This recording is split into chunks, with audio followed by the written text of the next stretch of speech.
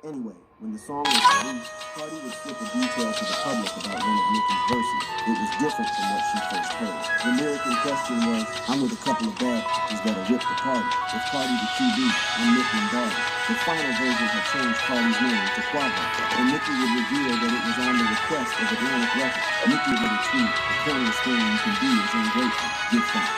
Now, this was not the only detail that led to the fight.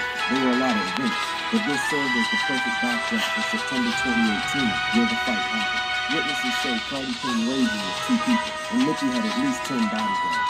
Cardi couldn't get her hands on Nicki, but that didn't stop her from throwing a shoe at Nicki. But despite the shoe throw, Nicki came out without a scratch, and Cardi came out with a swollen receipt of defeat. 4. NLE Chopper versus NBA Youngboy's fans. As crazy as NBA Youngboy is, I think his fans are crazy. Because why the hell you think you can steal your own rapper's chain, or try to steal his stuff in his home and demand 30 bands for it? And even if you felt you could, why you gonna try it with someone like Youngboy, who is gonna fish you out and teach you a lesson regardless? But this ain't even versus between NBA Youngboy and his own fans. I'm just showing you how they show love, before I show you how they show their discontent. What you are seeing is the moments before NLE Chopper got into it with one of NBA Youngboy's fans. And it's crazy, because when you think of it, NLE Chopper ain't really the type to make the news, at least not like Youngboy does. So how did he enrage his colleagues' fan base? Well, to answer that question, we gotta understand first and foremost that originally Chopper wasn't even in the conversation that led to this exchange. As crazy as it sounds, the homie got caught in the crossfire of the war that NBA Youngboy started with Oakland after dissing King Von's passing. Youngboy dropped the diss track, Bring the Hook, where he rapped. This that Squid Game. The block pack get rolled up, murder that they told us, Atlanta boy get beaten with the dead is nasty man. Picking on Von's entire crew, man, that's something I can respect, because we all know how notorious O-Block is. And for those who know, we was just counting the days to when the AM News would report a body on the street. But the feds intervened just in time. Before the situation could escalate, they arrested Youngboy for some charges that saw him doing time behind bars. Now, they might have restricted his ability to walk around and cause trouble, but there was no restraint on his mouth. And soon enough, Youngboy had given the O-Block beef more steam. Industry players began chipping in, and DJ Academics tweeted NBA Youngboy on Demon Time now, sheesh, and he dropping a whole tape Friday.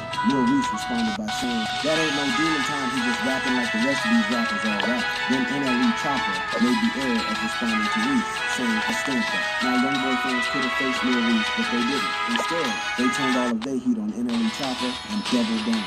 Fans interpreted it as Chopper picking sides. Hated. And eventually, the wrong Youngboy fans saw it as a chance to take on NLE Chopper in real time. At the time of the incident, the rapper was at the airport about to catch a flight when a fan, recording the rapper, accosted him asking if he was NLE Chopper. Yeah, I'm NLE. I asked you last time. What? Stop playing. When Chopper ignored him, he called him scared and began swinging on him before the screen went black. Now, from this angle, it looked like Chopper was buried by this fan, and that's what the fan would claim when he posted this clout video. Hey, yo. Yeah, I just knocked out M Chopper. But despite this claim, another angle would reveal that Chopper had actually swung first and only slipped because he had the wrong footwork. The rapper would later confirm this in a tweet. It's the difference between getting hit and falling, and fighting in flip-flops and falling on your own. I fell throwing a punch. I didn't get hit till I was on the way down and my backpack hung. Daddy lip swelled, everything was three-connected. But he owned up that he injured his ankle in the process. All of the evidence shows that NLE Chopper wasn't weak. It definitely wasn't a beatdown like the fan claims. However, it's also clear that when Chopper wants to speak on Youngboy's name, he's going to be considering a bunch of randos trying to catch him lacking in an airport. Now, fans might not be scared of Chopper, but when it comes to a certain Ohio rapper, those who know that he ain't playing, because he would root his own fan if they step out of line. 5. Kid Cudi. Kid Cudi's an incredible artist, and many times, especially if you follow him closely after he cut ties with Kanye, you know he hasn't had it easy with the fans. After this incident at Rolling Loud Miami, I heard a lot of people talking about Cudi so chill, saying Cudi never done nothing to the fans to deserve that kind of treatment. But if you believe any of that, then you don't know the rap. And hold up, I'm not saying Kid Cudi is problematic. I'm just saying in another world, he would have found the fan who threw the bottle and delivered a personal ass whooping. Yeah, you are witnessing what happens when a hyperactive fan disturbs Kid Cudi's set. Because despite the fact the fan was immediately taken out by the rapper's dog, Kid Cudi still insisted on searching for that fan and laying a helping reminder on the fan's face. That's the Cudi I remember. That's the Cudi I know. And hey, make no mistake, I ain't saying Cudi deserves to have stuff thrown at him when he's performing. That's disrespectful. But you must know that when Cudi gets disrespected like this and he doesn't do nothing, nothing, it's not because he is emo or soft, it's because he's holding all of that aggression back.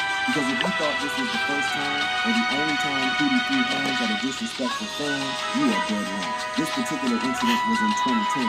Someone had thrown a wallet on stage and Cootie did him a favor by throwing it right back. But some fans are just stubborn, and on cue the fan threw it right back. So Cootie dropped his mic receivers and sent some disrespectful fists to the disrespectful fan. In recent years, he's cooled off so much no one even remembers him as this guy who punches fans who act nasty. Hey, he's not the only shocking addition to my list of brawling records. 6. Rick Ross vs. Jeezy. In recent years, Ricky Rose has been living a good life. With his big-ass mansion and a career that has turned out to be a gift that just keeps on giving, Rick Ross doesn't seem to have any enemies. And if he does, he doesn't seem to care. But hey, it's not that long ago that Rick Ross had a rival in Lil Jeezy, and things got so bad, they had to shut down the BET Awards that night. It was pure chaos. It got so bad that members of 50 Cent's G-Unit crew got involved, it spilled into the streets, and there were gunshots.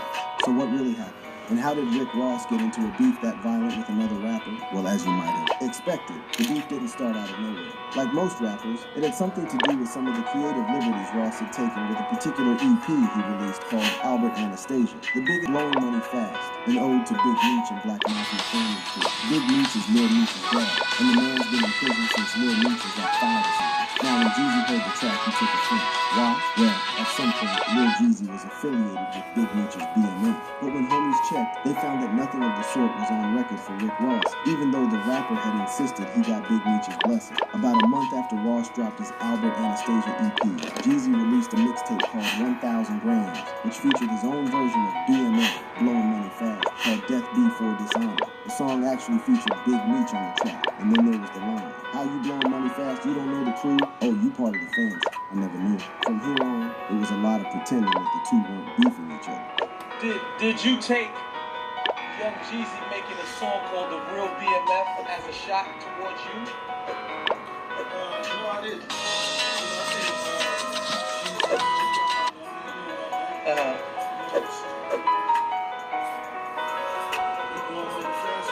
But while Rose was playing, keeping the peace in the interview, Young Jeezy took their beef to Rock Ross's own hood, disrespecting him in the very block that raised him. Yo, how you feel about the Rick Ross thing, man? You know? What is it? What is it, Jeezy? What your favorite rapper? It didn't surprise anyone when the gloves came off at the BET Hip Hop Awards that year. Word was that both entourage got into some shoving and punches at the Atlantic Civic Center. A mild misunderstanding until the argument became a brawl. And then the brawl moved into the parking lot where shots were allegedly fired. A lot of rappers got caught in the fight, though they had nothing to do with it. Eventually, the Civic Center was shut down, even though somehow no one got arrested. Eventually, Jeezy and Ross found a way to set aside their differences, and everyone got their version of a happy ending. And in the spirit of happy endings, let's talk about that time when ASAP Rocky got into a fight that became an international incident. Chef, ASAP Rocky versus fans. I have such respect for women. I cherish women. You call women you don't like fat pigs, dogs, slobs, and disgusting animals. Your Twitter account Only Rosie O'Donnell. Love him or hate, Donald Trump's presidency was full of drama. At some point, an average day at the White House got more excitement than a whole season of Real Housewives of Atlanta. In fact, his first campaign for office was a TV show on its own. I love the women that favor us.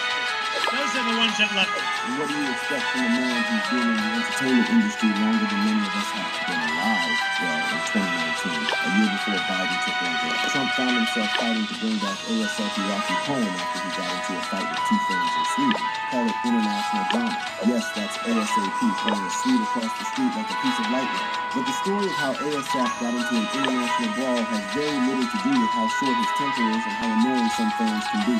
Because the story goes that the fans in question had been trailing ASAP and his crew for a while before the rapper flipped the switch. Somewhere down the line, they hit one of his guards with their headphones, breaking it in the process. After doing this, they began threatening to call the police over the broken headphones that clearly wasn't ASAP or his crew's fault. Go this way. Go this way. Go this way. You know? Listen. We don't want to fight y'all. We're not trying to go to jail. My hits one. Look, you hit him with it. Now, the problem was they either didn't know what Rocky was saying or they were willfully ignoring him. Whatever it was, a translator came in and tried and failed to get them to see reason. And then another woman interrupted their heated exchange and accused one of the two men of assaulting them. These guys touch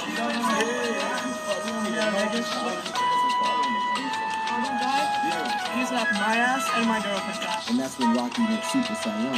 Now, if you know Rocky, then you know he's like Kitty when it comes to his fans. He can love them with one hand and whip their ass with the other. Yeah, Rocky gave the man such a thorough beatdown, they had to pick his pieces with an ambulance. Eventually, the Swedish law got into it. ASAP and 2 members of his entourage got arrested. And what followed was a diplomatic incident that saw ASAP spend a month in a Swedish jail cell. In the meantime,